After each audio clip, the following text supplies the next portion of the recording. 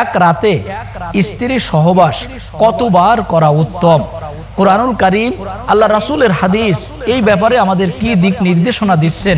আউযু বিল্লাহি মিনাশ শাইতানির রাজীম। বিসমিল্লাহির রহমানির রহিম। ওয়া খালাকনাকুম আজওয়াজা।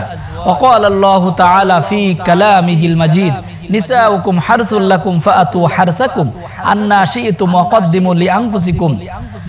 সম্মানীয় দর্শক শ্রোতা ভাই এবং বোনেরা, পৃথিবীর যে যে প্রান্ত থেকে দেখছেন, শুনছেন, জানছেন, সকলকে অন্তরের অন্তঃস্থল থেকে জানাই শুভেচ্ছা, স্বাগত, অভিনন্দন। আজকে আমরা এই ভিডিওর মাধ্যমে জানবো এক রাতে স্ত্রী সহবাস কতবার করা উত্তম। কুরআনুল কারীম, আল্লাহ রাসূলের হাদিস এই ব্যাপারে আমাদের কি দিক নির্দেশনা দিচ্ছেন আমরা আজকে জানার বোঝার চেষ্টা করব। আপনাদের সকলের কাছে অনুরোধ, আমরা আপনাদের কাছে প্রতিনিয়ত নতুন নতুন ভিডিও নিয়ে হাজির হই।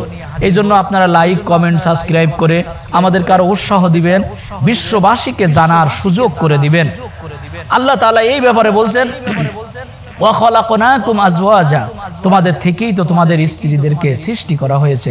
আল্লাহ রাব্বুল আলামিন অন্যত্রই বলছেন, নিসাউকুম হারসুল লাকুম ফাআতু হারসাকুম, তোমরা হলে স্ত্রীদের কাছে পোশাক স্বরূপ, আর স্ত্রীরা তোমাদের পোশাক। আল্লাহ তাআলা অন্যত্র বলছেন, মাসনা ওয়া সুলাসা ওয়া রুবা, 3, 4, 2, 3, 4 এইভাবে বিবাহ করা আমাদের জন্য জায়েজ। এই আয়াতগুলো আমরা সামনে রেখে যেটা বুঝতে পারি সেটা হচ্ছে, আল্লাহ তাআলা বলছেন, তোমাদের থেকেই তোমাদের স্ত্রীদেরকে সৃষ্টি করা হয়েছে। কেন? তো যেন তোমরা তৃপ্তি লাভ করতে পারো, প্রশান্তি লাভ করতে পারো। আল্লাহ তাআলা অন্যত্রই বলছেন, স্ত্রীরা হলো তোমাদের পোশাক, তোমরাও তাদের পোশাক, একে অপরের পোশাক স্বরূপ। একজন আরেকজনের অন্তরঙ্গ, একজন আরেকজনের গোপন সব বিষয়ে তোমরা একজন আরেকজনের কাছে ওয়াকিফান, প্রকাশ্য, এখানে কোনো গোপন কোনো বিষয় নাই। স্বামী এবং স্ত্রী, কপট কপতি, যুবক যুবতী, নারী এবং পুরুষ, একজন আরেকজনের অন্তরঙ্গ, একজন আরেকজনের কাছে একেবারে সব কিছু ওপেন, নট সিক্রেট। আল্লাহ তাআলা এই কারণেই বলছেন যে মাসনা ওয়া সুলাসা ওয়া রুবা, 2 জন, 3 জন অথবা 4 জন, একজন পুরুষের জন্য সর্বোচ্চ 4 জন মেয়েকে বিবাহ করা জায়েজ আছে। এই আয়াতটি থেকে আমরা যেটা কিয়াস করতে পারি, এক রাতে একজন পুরুষ কতবার সহবাস করতে পারে, একজন নারীর সাথে কতবার মিলন করতে পারে।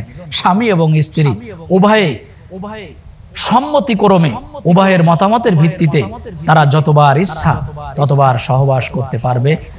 এতে কোরআন এবং হাদিস এই ব্যাপারে কোনো নির্দেশনা প্রদান করেনি। আল্লাহ তাআলা যেটা বলছেন, একজন পুরুষের জন্য 2 জন নারী, 3 জন নারী অথবা 4 জন নারী প্রয়োজন। এই প্রয়োজন থেকে যেটা বোঝা যায় সেটা হচ্ছে 2 বার, 3 বার, 4 বার।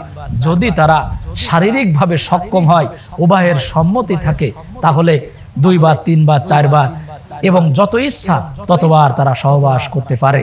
কোরআন এবং হাদিস এই ব্যাপারে কোনো নিষেধ করেনি। আল্লাহ তাআলা এই ব্যাপারটি বোঝার, উপলব্ধি করার তৌফিক দান করুন, আমিন।